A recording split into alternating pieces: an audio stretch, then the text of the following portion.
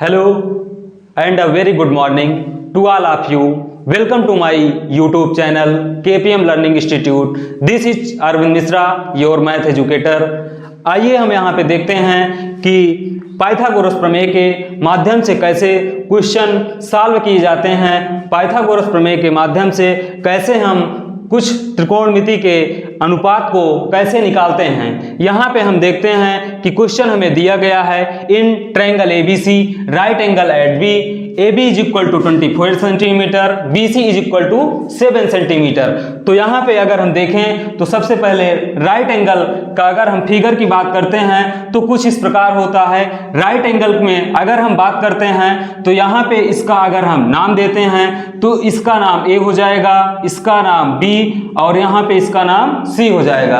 अगर हम angle B की बात करते हैं तो एंगल B हमारे पास 90 डिग्री होता है। उसके बाद अगर हम इस भुजा की बात करते हैं तो ये भुजा परपेंडिकुलर होती है। नीचे की भुजा की बात करते हैं तो ये हमारे पास बेस होता है और सबसे बड़ी भुजा हाइपोटेनियस होती है।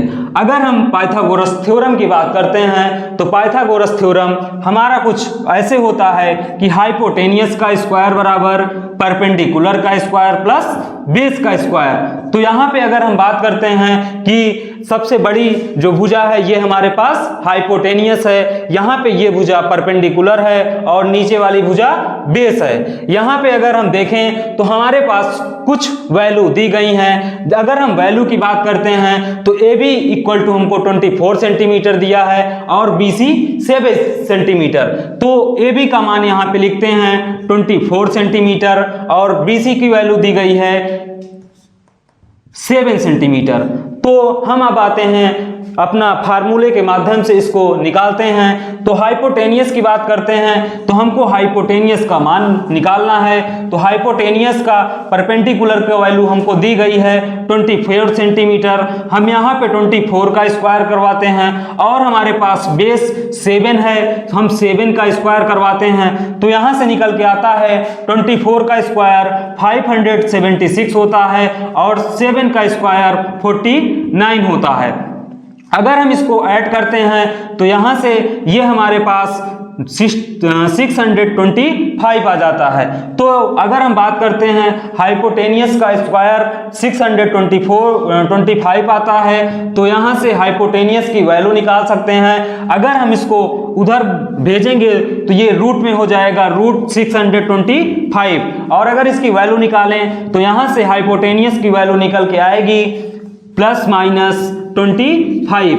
और अगर जब हम हाइपोटेनियस की वैल्यू लेंगे तो हमेशा वैल्यू जो ली जाती है वो हमेशा पॉजिटिव ली जाती है। तो यहाँ से हाइपोटेनियस का मान हमारे पास 25 निकल के, तो यहाँ पे हमको हाइपोटेनियस का वैल्यू प्राप्त हो गया। अब हम आगे देखते हैं कि यहाँ से साइन ए का और कॉस ए का वैल्यू कैसे निकाला जाता है। अगर हम कुछ यहाँ पे देखें तो साइन ए के लिए तो इसके ए के लिए जो इसकी अपोजिट साइड होगी ये किसका कार्य करेगी, परपेंडिकुलर का कार्य करेगी और इसके जो एडजेसेंट साइड होगी वो किसका कार्य करेगी, बेस का कार्य करेगी। तो यहाँ से अगर हम इसमें सबका वैल्यू रख देते हैं तो यहाँ पे इसका वैल्यू हमको 24 है और यहाँ पे इसकी वैल्यू क्या है 7 है और हाइपोटेनियस का यहाँ पे वैल्यू 25 है। तो यहाँ से हम निकालते हैं साइन ए की वैल्यू। अगर साइन ए की वैल्यू की बात करते हैं तो साइन ए का फार्मूला प्रीवियस लेक्चर में बताया गया था कि साइन ए बराबर होता है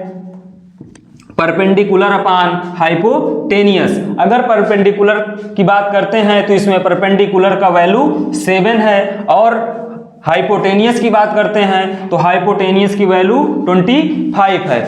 उसके बाद हमको कास ए का वैल्यू निकालना है तो हम कास ए की वैल्यू निकालते हैं। कास ए इक्वल टू होता है हमारे पास बेस अपान में हाइपोटेनियस।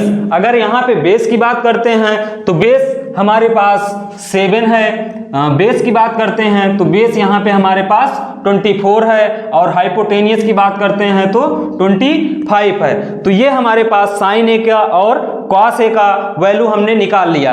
अब इसके अगर हम सेकंड पार्ट की बात करते हैं तो इसके सेकंड पार्ट में हमको sin C का और cos C का वैल्यू निकालना है। तो अगर हम sin C की बात करते हैं तो sin C का फार्मूला होता है परपेंडिकुलर अपॉन हाइपोटेनियस। अब हम इस फिगर में देखते हैं कि sin C के लिए इसकी अपोजिट साइड क्या कहलाती है, परपेंडिकुलर कहलाती है। तो इसमें परपेंडिकुलर का वैल्यू क्या दिया गया है, 24 दिया गया है। और अगर हाइपोटेनियस की बात करते हैं तो हाइपोटेनियस का वैल्यू हमको 25 दिया गया है। हम इसके बाद अगर cos C का वैल्यू निकालते हैं तो cos C का हमारे पास फार्मूला होता है बेस अपॉन हाइपोटेनियस। अगर बेस की बात करते हैं तो बेस की यहाँ पे वैल्यू हमें 7 प्राप्त है। और अगर हम बात करते हैं हाइपोटेनियस का तो हाइपोटेनियस का वैल्यू हमको 25 प्राप्त है।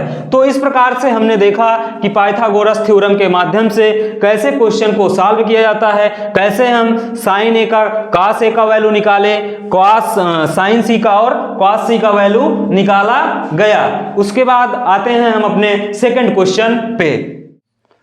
आइए हम दूसरे क्वेश्चन में देखते हैं कि कैसे जो है इसका वैल्यू हमको निकालना है। आइए क्वेश्चन में देखते हैं। हमें क्वेश्चन में दिया गया है, एक फिगर दिया गया है जिसमें हमको परपेंडिकुलर की वैल्यू दी गई है और हाइपोटेनियस की वैल्यू दिया गया है। अगर हम बात करते हैं इसमें तो हमको इसमें बेस का वैल्यू निकालना है। उसके बाद हमको tan P minus cot R का हमको वैल्यू निकालना है। सबसे पहले हम इसमें यूज करते हैं पाइथागोरस थ्योरम से। पाइथागोरस थ्योरम हमारे पास होती है कि हाइपोटेनियस का स्क्वायर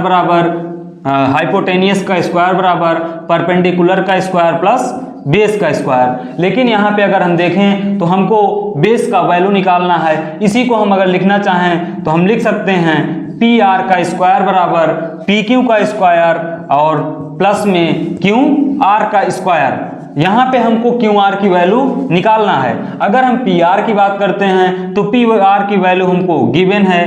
पी आर का वैल्यू हमको 13 दिया है, हम 13 का स्क्वायर करवाते हैं। उसके बाद हमको पी क्यू का वैल्यू दिया गया है। पी क्यू की वैल्यू की बात करते हैं तो हमको 12 दिया गया है, इसका हम स्क्वायर निकालना है प्लस में क्यू आर का स्क्वायर, इसका हमको वैल्यू निकालना है। अगर हम इसको इधर भेज दें तो इधर प्लस में है और इक्वल के अगर इधर आएगा तो ये माइनस में हो जाएगा। तो 13 का स्क्वायर माइनस 12 का square equal to Q R का स्क्वायर। 13 का स्क्वायर की बात करते हैं तो 169 होता है और 12 का स्क्वायर अगर देखें तो 144 होता है equal to Q R square. यहाँ पे अगर 169 से अगर हम 144 घटाएंगे तो 9 में 4 घटाएंगे तो 5 आ जाएगा और 6 में 4 घटाएंगे तो 25 आ जाएगा और 24 equal to Q R square.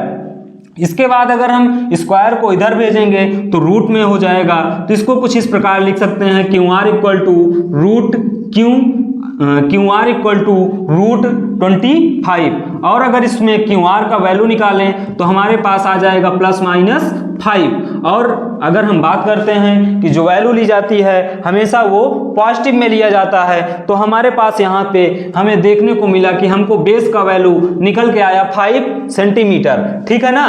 तो अब यहाँ पे अगर हम देखें तो हमको tan P का और cot R का वैल्यू निकालना है। तो सबसे पहले हम tan P की वैल्यू निकालते हैं।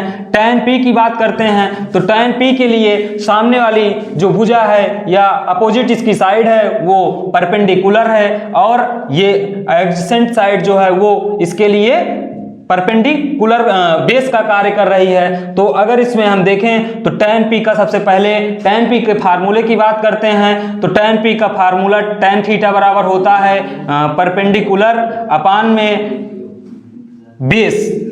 ठीक है। तो हम परपेंडिकुलर की अगर बात करते हैं P के लिए तो P के लिए परपेंडिकुलर का वैल्यू 5 दिया गया है और इसका बेस क्या है 12 है। तो यहां से हमें tan P का वैल्यू निकाल लिया गया।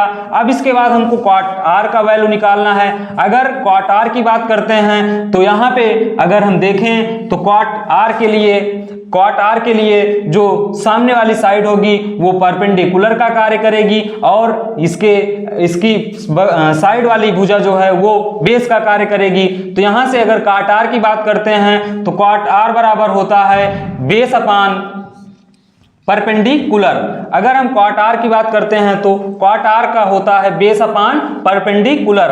अगर हम आर के लिए बेस की बात करते हैं तो बेस यहाँ पे हमको 5 प्राप्त है और परपेंडिकुलर क्या है 12 है। तो हम यहाँ से अगर वैल्यू निकालें तो tan p माइनस क्वाट आर, तो tan p का वैल्यू की बात करते हैं तो ये हमको दिया गया है 5/12। और अगर क्वाट आर की बात करते हैं तो क्वाट आर का भी वैल्यू हमने निकाला 5/12 और इसको सॉल्व करेंगे तो हमारे पास इसका वैल्यू 0 निकल के आएगा। अगर देखें इसको तो हम 12 का यहाँ पे एलसीएम ले लेंगे तो 12 आ जाएगा और अब इसको अगर हम सॉल्व करेंगे तो यहाँ से 5 - 5 = 0/12 और इक्वल टू क्या हो जाएगा 0। तो हमने देखा जो है कि कैसे tan p माइनस क्वाट आर का वैल्यू निकाला जाता है। तो इस प्रकार से आज के वीडियो में हमने जो है देखा कि क्वेश्चन फर्स्ट को कैसे सॉल्व करते हैं, सेकंड को कैसे सॉल्व करते हैं और पाइथागोरस थ्योरम के माध्यम से कैसे क्वेश्चन सॉल्व किया जाता है। अगर आप चाहते हैं कि आगे भी ऐसे वीडियो आते रहें तो आप इस वीडियो को लाइक करिए, शेयर करिए, सब्सक्राइब करिए और कमेंट के माध्यम से अपनी राय दीजिए कि और किस टॉपिक पर लेक्चर आ सकता है। Thank you.